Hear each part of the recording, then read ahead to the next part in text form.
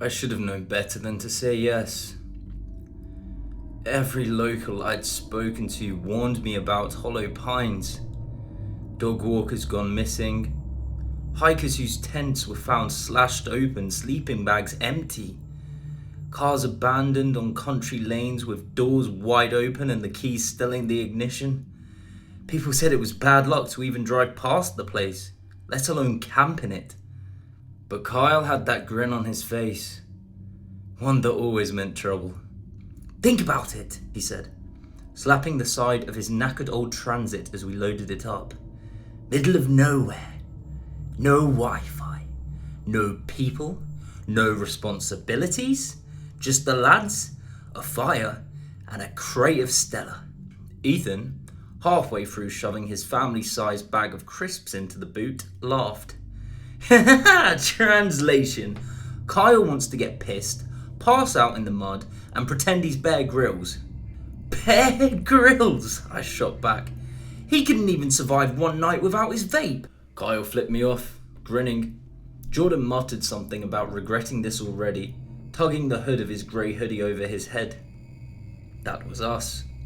Ethan, the gobshite, always taking the piss. Kyle, the overconfident prat who thought he was invincible. Jordan, the moody one, constantly muttering he should have stayed at home.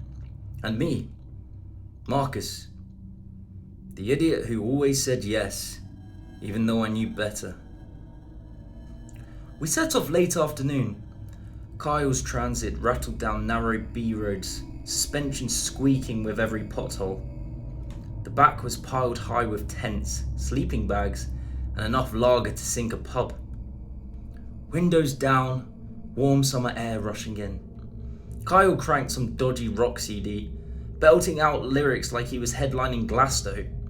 Ethan joined in, deliberately out of tune. "Christ," I laughed. "You sound like a fox getting run over." "Better than Kyle," Ethan shot back. "He sounds like two foxes getting run over." Kyle slapped the steering wheel. "You're just jealous. Pure talent, mate." Jordan groaned, yanking his hood tighter. "Raw talent? More like noise pollution." Their bickering filled the van, but I barely listened. My eyes kept drifting to the tree line. The further we drove, the denser the woods grew, pines stretching tall and dark, crowding the single-laned road. As the sun sank low, the light seemed to vanish quicker than it should have. The trees pressed in like walls. Then we saw the sign. A rotting wooden board nailed to a post.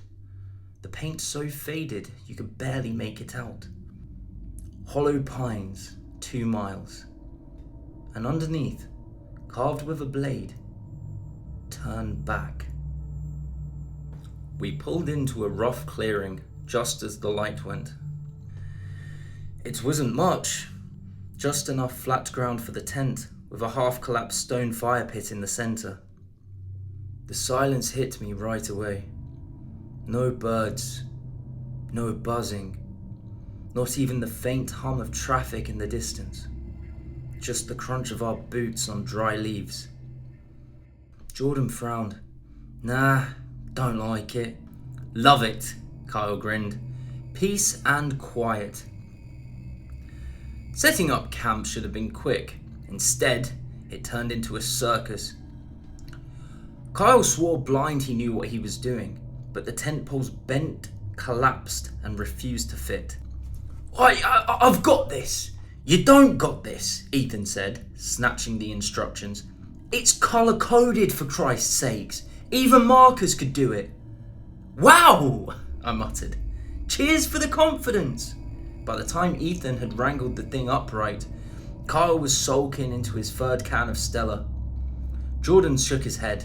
"At this rate, we're sleeping under the stars." But when the fire was lit, we all sat around with sausages sizzling and marshmallows skewered. It almost felt normal. Ethan told us the story about how he nearly got nicked for spray painting the headmaster's car. Kyle swore he once pulled a semi-famous Love Island girl, even though none of us believed him, and Jordan admitted his first kiss ended with the girl laughing straight in his face. We laughed until our stomachs hurt. For a while, it was like being 16 again. No jobs, no bills, no stress. Just firelight, banter, and the smell of burnt marshmallows. Then the forest went quiet. Not just quiet, dead quiet. The owls, the crickets, even the breeze, gone. The silence pressed down on us, heavy, like the whole forest was holding its breath. And that's when we heard it. Footsteps. Slow, heavy, crunching leaves circling just beyond the firelight. We froze. "Probably another camper," Ethan whispered, though his voice trembled. Then came the voice. A woman's voice. "Help! Please!" The fire crackled. My chest tightened. Jordan shot to his feet, grabbing the torch. "Someone's out there." Carl shook his head. Or something's out there. Before I could stop him, Jordan stepped towards the tree line, his beam cut through the dark. The torchlight caught something. A face. Too pale, sagging like wet paper, eyes wide, glassy. It smiled. Too far, too wide. Then it dropped to all fours and bolted into the trees. Jordan screamed. We sprinted back to the fire. "What the fuck was that?" Ethan whispered, shaking. No one answered. We didn't sleep. Every crack of branches set us lurching upright. Shadows stretched long and twisted across the clearing. At some point I must have dozed. I dreamed of voices, whispering. Not words, just the sound of my name, breathed over and over. "Marcus! Marcus! Marcus!" When I jerked awake, sweat soaked my shirt. Something had brushed the tent wall. I held my breath. A hand pressed against the nylon, slowly dragging down.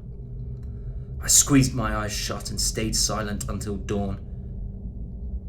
That was the first night, and it was only the beginning.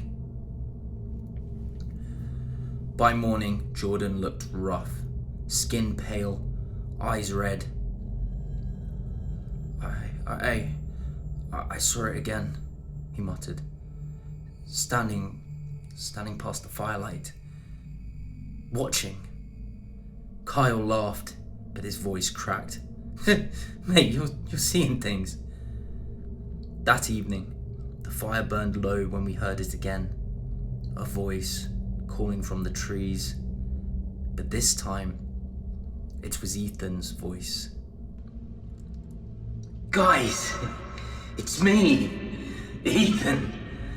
Help me." I turned. Ethan sat right there by the fire, his face pale with terror. "That's not me," he whispered. "That's not me." Then the copy stepped out. It looked like Ethan, but wrong. Joints bending backwards, head tilting too far, mouth stretched wide. Kyle grabbed a burning log and hurled it. The thing shrieked a tearing sound and fled. We sat frozen until dawn. None of us slept. By morning, Ethan was gone. His sleeping bag torn open, drag marks leading it into the trees. We searched until our throats were raw. No answer. Only the sound of something pacing just out of sight. When we stumbled back to camp, Jordan collapsed, shaking. "We're gonna die out here." Carl cursed, but you could see the fear in his eyes. That night, it came again. Not as Ethan. This time, it called Jordan in the voice of his mum. Jordan, baby, it's cold out here. Come help me. Jordan's face crumpled. Tears welled in his eyes. That's my mum, he whispered. She's out there. I grabbed his arm. No, Jordan, that's not her. But he fought me off and bolted into the trees. His scream ripped through the night. When we found him, his body was torn apart. I vomited into the dirt. Kyle dragged me back to camp. We didn't go back for the body. Now it was just me and Kyle. It hates fire, he muttered. That's why it stays back. As long as we keep it burning, we're safe. But the wood pile was low. Somewhere in the night, exhaustion pulled me under. I woke to a scream. Kyle was gone. The fire had burned down to embers. From the trees, I heard his voice. Marcus, help! It got me! I shook my head. Tears blurred my vision. You're not him, I whispered. And then it stepped out. Kyle's body, joints twisted, jaw slack, tongue lolling out, eyes rolling in opposite directions. I threw the last log on the fire, flames burst high, the thing hissed and skittered back. I was alone. The hours crawled. The forest pressed in, silent, waiting. I sat by the flames with my knife in hand, praying for dawn. Then the silence broke. A voice spoke behind me. Marcus!